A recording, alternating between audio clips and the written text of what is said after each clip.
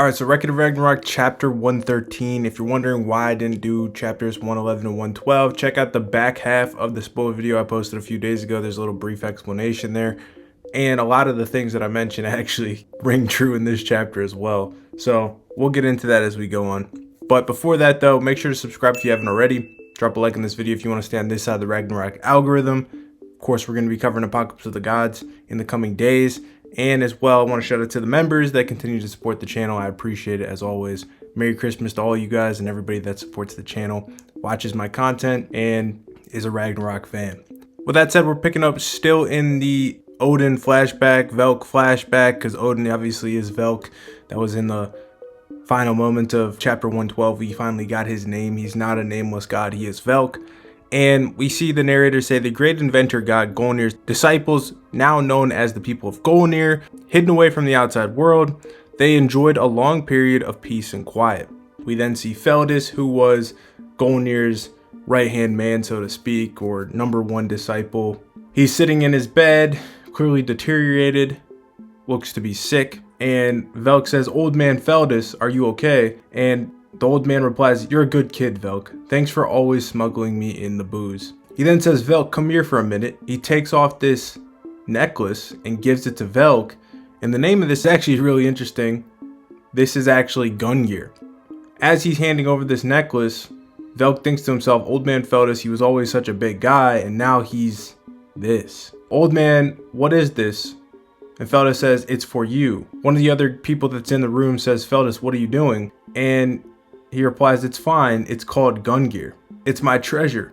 Lord Gungeear fashioned this good luck charm from the world tree. It'll protect you as long as you have it." Velk replies, "But something that important, I can't take this." And Feldis says, "Of course you can. It's a repayment for the mead. Please take it." Velk then starts to cry, saying, you can't die, old man." And Feldis just kind of looks at him, and then there's like a comedic relief scene where he like starts ruffling up his head and he's like, "You dang fool, don't go killing me off already. I don't have a foot in the grave just yet." And he just kind of laughs a little bit, lightens the mood, and Velk goes on his way. Now the interesting thing, of course, is that being called Gungeear, does that mean that that necklace somehow ends up becoming Odin's weapon, or does he just take inspiration from that, and when he gets his divine weapon he just calls it that? We'll see. Now there's only two people left in the room, Feldis and the second in command, or the guy that's going to be his successor, named Saga. And Feldis says he's a sharp kid, he could tell I'm on my last legs. Saga says, "Lord Feldis, you're the only one he loves." And Feldis says, "Looking like this, I couldn't fool him anyway. The Jotunspiegel protecting this village has a specific requirement. For it to function, someone must act as its power source and continuously pour their own life force into it. I've been serving that role up until now, and it has been my pride and honor to do so." Saga then replies, "And I, as your successor, am honored to give my life for the village as well." So clearly he's going to take over the role. This is what's kept them safe all these years. Feldis then says, "Saga, before it's too late, let me explain to you how to dispel Jotunspiegel." Now the key point to note is that Velk didn't actually leave like they thought. He just went outside and he's been sitting outside their window and he's listening in. So he's listening in to how to disarm the spell that protects the village, with tears in his eyes. After Feldis completes his explanation, he tells Saga he cannot reveal this knowledge to anyone, but of course Velk overheard. Saga says, "I understand completely. Very good. My burden has finally been lifted. I may be the last of Gungeear's direct disciples, but this peace we've enjoyed, it's been beyond my wildest hopes. And yet I have just one regret. Lord Gungeear, our master, the true history, his masterpiece, we couldn't spread it to the world. The primordial gods would never allow it if only they were gone. And one day, when they are, then we shall have our victory." That's what Saga says in response to Feldis's biggest regret. Now, again, important to note, Velk hears this. Feldis says, "Thank you, Saga, but I think I may finally understand Master's feelings. The children like Velk and the young ones like you, for you to have to continue our fight, it's not fair. Rather than stake your lives on this truth, I'd much rather you live your lives as you want to. Lord Gungeear told me I'm leaving them all to you. I've been thinking about those words a lot lately, and things are better this way." And Saga says, "Lord Feldis." Now we find out that Velk left before this part of the message was given to Saga, or at least that's the implication, because we cut back to the window and he's already gone, running. So he's running from the house where Feldis was located, and we see this backdrop, and it looks like a dome around him. Obviously this is the cell, but the thing that I found interesting, maybe there's no correlation to it, is this looks very similar to the dome you see around the arena for Loki and Simo's fight. Will there be a connection to that? Is somebody putting up a spell in the Ragnarok tournament? That'd be crazy. I don't know if that's the case though. Anyway, as Velk's running away, he's like, it's not over. It's not over, old man Feldus. He runs over to the edge of the barrier, says he's never gotten this close before, and remarks that it's protected us all from the outside ever since the old man made this village. And outside of here is ... If we could all just live safely in the outside world, then the old man wouldn't have to keep powering up this barrier, and we could spread the true history to the people. He then tries to use the incantation spell that Feldus was telling Saga about. He says the words Fulgrim Rita, and he basically blows a hole into the barrier and jumps through it. He lands on the outside and says, did I make it out? And when he looks back, he doesn't see his village. He sees this giant boulder that is just in the middle of the forest. He's like, what? A boulder? The village? What? He goes over and touches it, and it's a rock. He's like, oh, I get it now. This is the Jotunspiegel. This barrier hides everything and makes it look like a giant boulder. Now, I do think that this looks a little bit suspicious. I don't know. Maybe people think it's a big mountain, but that is a huge rock just in the middle of the forest. Velk says Lord Gungeear and the old man are truly incredible. He grips onto his necklace and thinks to himself, just hang on, old man. I just have to go find out if the primordial gods are still around or not. And he runs off into the public. So this is pretty interesting because it's like he's got good intentions for what he's doing. Like we talked about, he's supposed to be this pure-hearted kid, no seeds of evil. And he heard what he thought was the true wishes of the man he looked up to. And he's going to try to enact that plan. He runs over into the mainland. We see, this landscape of gods. And the narrator says this was the first time the first time any of the Gungeear people came in contact with the prosperous new world. Velk goes into the market. He's like, there's so much stuff I've never seen before. And it's so crowded. Who knew there were this many other gods outside the village? And then he runs into like this hippo guy. And the hippo's like, my bad. But at the same time, youngins should keep their eyes open when walking around town. Otherwise, they'll bump into drunks like me. So I guess we can call it even. And he starts laughing real loud. Now, Velk talks to this guy. He's like, this smell. So there's meat on the outside too. And the hippo's like, outside? Velk continues like, hey, Unk, can I ask you something? And the hippo sits down. He's like, sure, but I'm drunk as a skunk. And Velk asks him straight up, do you know about Gungeear? The hippo has a reaction like, Gungeear? Like, he's going to do something, but it's just a comedic relief scene. He's like, what? Drunk snacks? Is it good? He doesn't actually know who Gungeear is. And Velk's like, no, Gungeear, the primordial god. Same thing happens. He's like, primordial god? Looks like he's going to know. He doesn't really know what he's talking about. He just starts laughing. He's like, youngin, just how old are you? If you've got time to tease drunks, pay some more attention to your history books, man. Ain't you too old to be believing in fairy tales? And Velk's confused, like, fairy tale. And it looks as if he starts going up to other people.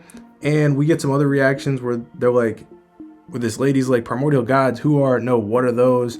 This bird looking dude says, they're long gone, kiddo, with a laugh. And then this shopkeeper says, if you want to know about fairy tales, get some picture books at the library. So the primordial gods we saw in that council, still unnamed, succeeded in their mission so far in erasing the primordial gods from the annals of history. Nobody knows about them. Nobody even believes that they even exist. Velk comes to that realization. He's like, forget knowing where they might be. Nobody even believes that they exist. He runs over to the library to try to see what these people are talking about. Grabs all these books. He's like, what is this? This is all so different. All these books are calling the primordial gods fables. Yggdrasil, Ragnarok, Gleipnir. None of these words are in any of these books. The history I learned at the village is completely different from all of this. The narrator says the history taught to those in the new Valhalla was entirely different from the history passed down in the village of Gungeear. And furthermore, it cuts off. This lady librarian walks over to Velk and says, are you looking for something? He's a little nervous. He says, all these books, they say the primordial gods all died out. Are you saying there are no primordial gods left? The librarian chuckles and says, yes, just like that picture book says, there are no more primordial gods. They're only legends from long, long ago. Narrator now continues and says, even the truth of the primordial gods' existence had already turned into a legend from long ago. Now, one thing I'm questioning a little bit is like, Is the time flowing a little different outside of Velk's village than it is in the world? Because it seems like so much time has passed. Now, these guys may just be aging differently. I'm not sure, but that's a question that was ringing in my mind as well. It might just be an after effect of, the mind wipe that these people did, though. Velk now thinks to himself, nobody has ever even seen a real primordial god, which means right now the primordial gods no longer exist. That's what he thinks. But that is in fact incorrect. As we see, they got this high level surveillance going on where 3 of the gods from the council we saw at the end of last chapter are watching the events of the world through these bubbles. And apparently they're searching for buzzwords. Anytime anybody mentions the words that are supposed to be lost forever, that kind of like raises warning bells for them. So we're going to get more on that in a second. But Velk, very happy, on his way home, starts running all through the land, trying to return home. He's like, they're gone.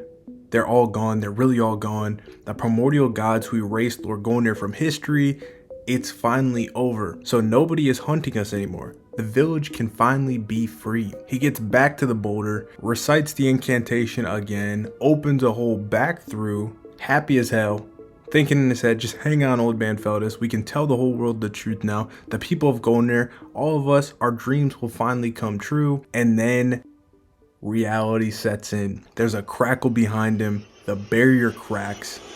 Velk is shook. And he is just staked straight through the chest. Like, we don't even know what hits him here, but it goes through part of the library books that he took, goes through his body, he spits up a ton of blood, and he lands on the ground. We see that one of these primordial gods stuck their finger on the barrier and shot straight in, and it nailed Velk. Also dissipated a massive hole in the barrier, and all 3 of these guys just walked straight in. The Egyptian looking one says, how many eons have we waited for this very moment? The entire barrier seems to crack now. That primordial says, this barrier, I have no doubt this is the work of Gungeear. As we always suspected, he hid them with one of his creations. Those who inherited his will, forgive us, child. We must eliminate any who know the true history. That is our duty as the final remaining primordial gods. And Velk is on the ground. This is actually kind of a funny face. He's like, primordial gods, they still exist. And the blindfolded one says, stand watch over the world and listen for any threats. And were anyone to utter those words of what should have already been erased, we dedicated our lives to this duty. Had this taken us any longer to find, the 3 of us, the last of our kind, would have gone to Niffle by then. What a boon we made it in time. And Velk is destroyed, shattered, because he realizes that if he hadn't done this, their threat truly would have been gone, because these guys were on death's door. We don't have the explanation as to why, but their bodies are cracking in a similar way to the primordials that gave their life in the final fight with Yggdrasil looked. Maybe it's after effects just like wearing on their body over time that eventually they were still going to fall victim to it. Is a bit weird because like if the regular gods are supposedly immortal, the primordial gods aren't. So it probably has to tie into that, but I'd like an explanation, Still didn't get these guys' names, as I said earlier. And the worst part about it, hopefully, I'm still hoping that we get an explanation on this, but they're tripling down on the fact that they're saying these are the last 3 primordial gods. It's our duty. Anyone who knows the truth, blah, blah, blah, blah, blah. We know Izanagi is alive, survived through all this. They knew he was alive because this main guy, the Egyptian guy, was standing right next to Izanagi when Gleipnir went up. This is really weird because they're acting as if they're truly the last 3 alive. We'll see. Anyway, as Velk is struggling, he's like, is all this because I went outside? And the narrator says, at that moment, the boy realized his mistake. The primordial gods had erased any vestige of their existence, and they'd been watching in the shadows for this exact moment. For the day that the people of Gungeear would eventually reveal themselves to eradicate them once and for all. Velk desperately puts his hand out, screams, wait. The guy that looks like a bat turns around and says, don't blame yourself, boy. Thanks to you, this world will be saved. Now then, it is time for us to finally erase this despicable history. And the last editorial note says, a massacre in the name of salvation. So these guys are going to go solo the Gungeear people. We pretty much already had that confirmed that Velk, Odin, is the last remaining person from the Gungeear. Let me know what you guys think about the chapter. Are you enjoying this backstory? I do think it adds more to Odin's character for sure, and it could make him a greater villain overall if he has like a righteous cause for what he's doing. He's the hero of his own story. We're obviously gonna have to get more into that, into potentially the primordial Odin corrupting him. Why does he believe that that's a better path? Is he just truly out for vengeance? But I still think like some of the criticisms I shared are valid. We'll see if they get rectified. See you guys in the next one. Peace.